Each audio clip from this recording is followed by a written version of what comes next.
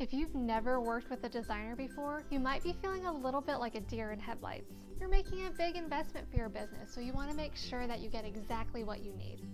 But you're not sure how to speak designer lingo or even what your role in the process looks like. Every designer and every workflow is different, but here are a few tips that might keep communication open and smooth so that you get a great start and finish to your project.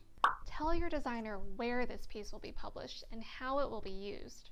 Where a finished product lives determines plenty of things for a designer. How many colors to use, how many photos to use, how to organize information. The sky's the limit. Look at how many directions a design could go based on where it will live and how it will be used. Provide dimensions if you can and any other specifications that you can think of.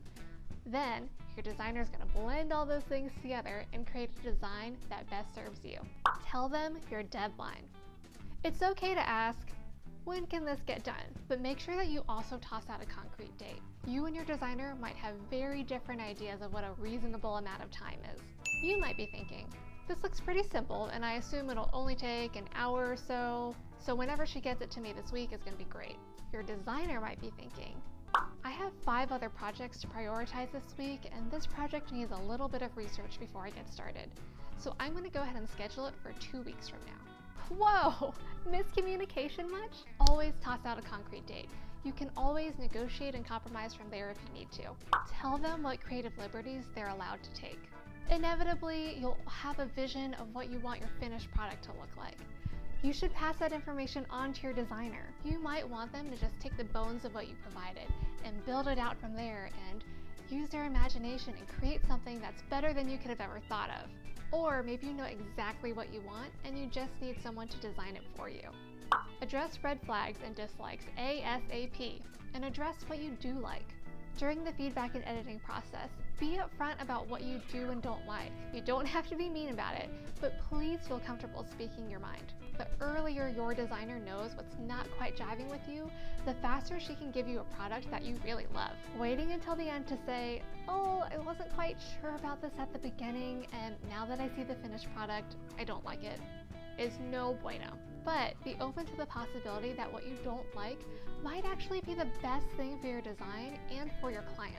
Similarly, tell your designer what you do like or what you love.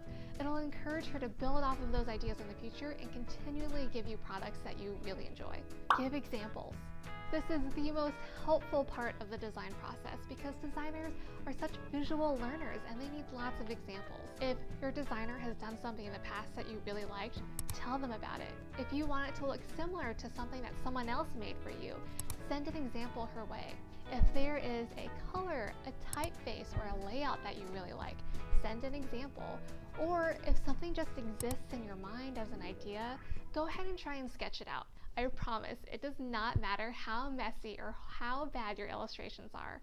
Having something for your designer to reference is always, always helpful. Again, be open to the idea that a designer might take or leave your suggestions, and she's doing that in order to create a piece that is going to best serve your mission and your audience. And remember, design is a conversation. There should always be open communication between you and your designer.